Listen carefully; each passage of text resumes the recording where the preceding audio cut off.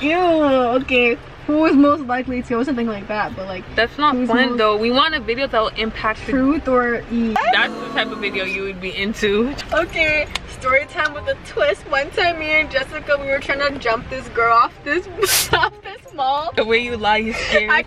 Okay. Thumbnail time. Yo, guys, we're trolling. Watch one of those be what do you call it? The thumbnail.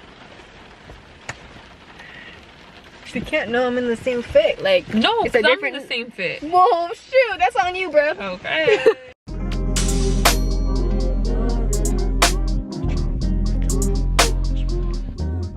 Hey guys, I know you guys can hear that. That is the rain. That's her stomach. From all the bombastic side eye. Are you ready? Yeah. It's for surezies. Yeah. 125,000% sure. Yes. Okay. I'm all good. You know the vibes. Hey guys, it is me, Jessica, and I'm here with. You need to log in. I'm so serious. Like I can't do this. Hey guys, it is me, Jessica, and I'm here with. B. Why does it look like you're held hostage? If you don't want to be here, say it. Like I'll leave. Today we're gonna be doing a Q&A with like deep thinking, thought-provoking questions from ChatGPT. Embarrassing. Our biggest fan and supporter, you know. Real talks, you know. So, yeah. When no one supports you, ChatGPT supports you. Unless you ask it to generate 5 photos, so like wait till tomorrow. You're done. You're done. You wanna ask which ones? There's a lot. Okay, so there's deep thoughtful ones, there's friendship ones, funny but low-key real ones. You should like do the scrolling thing and just like stop. Yeah. Right here? Okay. Oh, if we got famous tomorrow, what would be our scandal? I'm probably saying something that we probably shouldn't say, right? Something messy. Who would really be saying the messy stuff? Things that we would definitely say we wouldn't say on here. You ain't catching us. Like the hottest take to ever be hot. Like, you know what I mean? Okay, I'll be honest, not all of these are that deep. Some of them are shallow, I will say that. So I guess it's more like a just random Q&A type vibe, because the question is like, what's a trend you hate? I mean, what's a trend you hate but secretly love?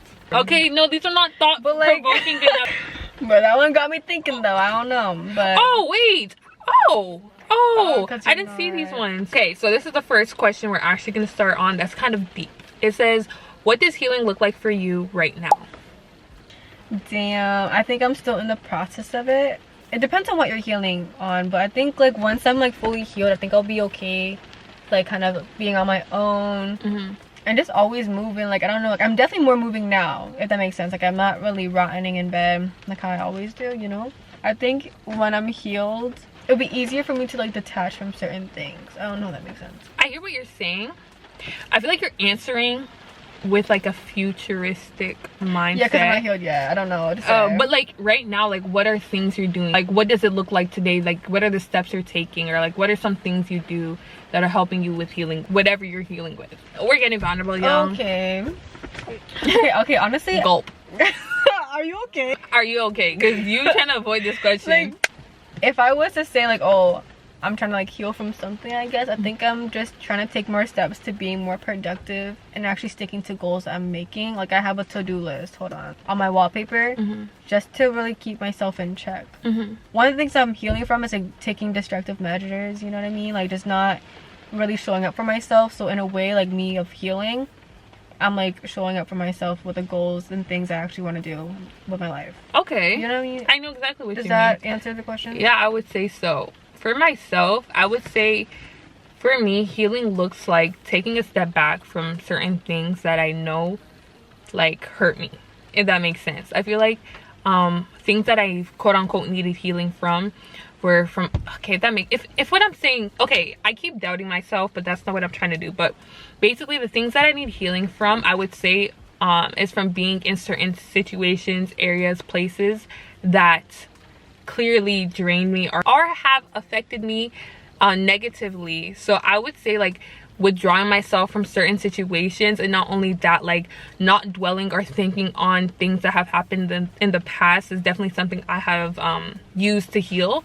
Another thing is I'd be praying. I'd be like, God, take these thoughts, bro, because like I've realized that for me, self-destruction looks like pondering and dwelling on what ifs and what was, instead of just realizing like, dang, like let it go, like the cross dealt with that, or like what am I gaining from thinking about this? It's only irritating me more, and it's not actually producing anything fruitful in my life, when I could be thinking about things that are actually going to positively affect me, or like yield something, you know, that is positive. Okay, like you kind of gagged me with that Oh, answer. No, my fault, my fault. that literally was so good. I guess like I understand the question more based on the answer, because like I do pray too.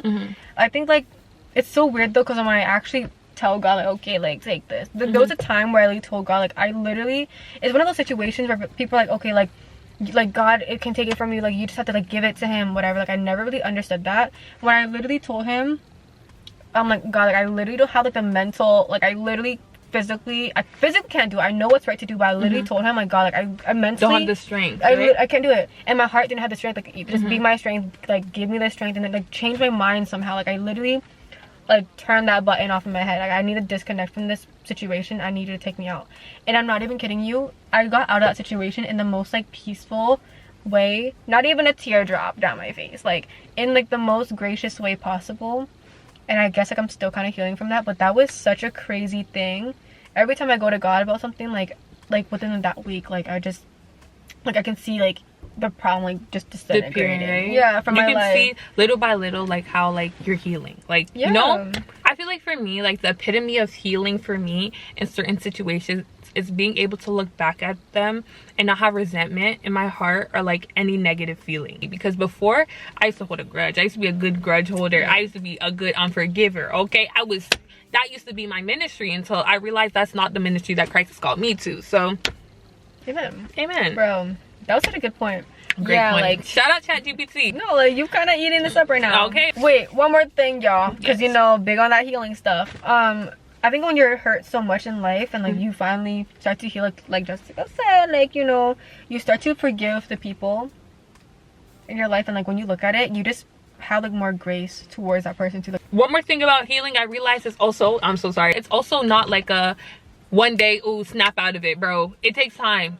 Not only that, like I realized the first thing for me, if it's like a situational thing, is forgiveness. We need to start there, because if you have hate in your heart and you continue to have hate, it's gonna deepen.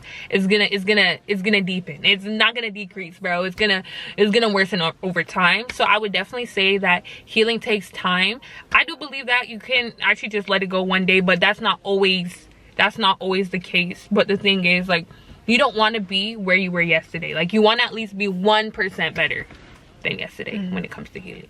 I actually have a question that connects to that, and it's not on here though. I don't know if you're like this type of person, but I know I am. Like, do you try to like fact check how you feel? Like, are you like trying to like think about like, oh, like, bro, like I don't know why I feel like this. I know I shouldn't feel like this, but I freaking feel like this. And like, do you know what I mean? I know what you mean, with it, but I'm not. I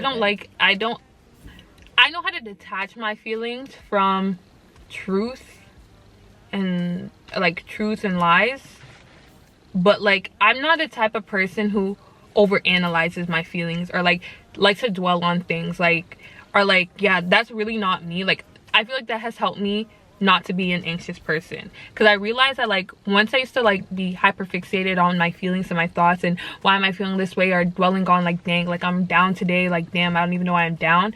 That's when I was depressed, bro. That's when I was depressed. I'm not gonna lie, because that's all I was filling my mind up with. And that's why I would say I'm not that type of person. But it's good to be self-aware, but when you're too aware that you're no longer living in reality but just in your mind and just processing things and this thinking deep about everything, I'm not gonna lie, that gets you in a dark place, personally, from my experience. Were you always that type of person, or like... No, before I was in my thoughts, in my head, I was depressed. Before I was not like this. I just had to stop. Like, I know this sounds so like, okay, like it sounds very dismissive, but I had to just stop worrying. If you realize, as a person, I'm not someone who worries for the most part, because it's like, dang, once I realize in everything, let's say like something doesn't go your way or it does go your way, it's already done. Like let's say I drop my phone and it's cracked or it's not cracked, I'd already dropped my phone. And it's one of those where you have to look at life as like, let me take it from here, and not on like, dang, I wish I could have done, or damn, like I really can't figure this out, or like, you know what I'm saying?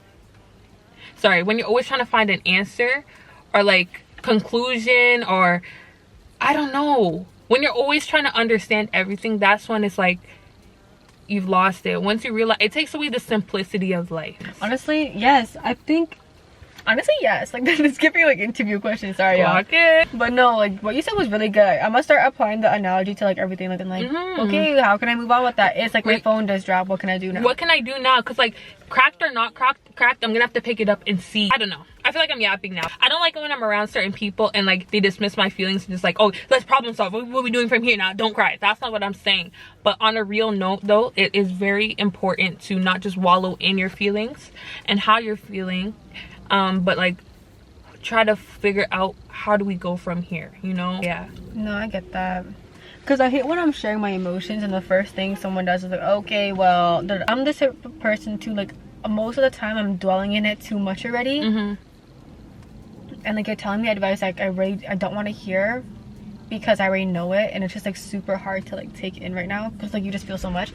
But it gets to a point where you're okay with hearing it. I think it also depends on how someone says it and who it's coming from too. But like it's not like people are giving you advice from like a bad posture. Like they're definitely trying to tell you in a good place, you know. But the way they go about it is very important though, and the timing of it too. I'm sorry, y'all. Yeah, when someone's in a vulnerable state, don't berate them. This is like the wrong time because they're not even receptive because their emotions are taking hold of them. Like, oh my gosh, don't do this, don't do. Like, come on, bro. Give them some grace. Let them breathe real quick. Dang, I kind of like that healing path that we're like talking on, because shorty, we've been through a lot. It's alright, I've been through it. Dang. What? Oh, clock that. Bro, I only have one battery, bro. You better clock that. You got on what? Clock that. Yo, that was so good though. We're not done. I'm just gonna have to move to my phone because I know you guys are enjoying this video.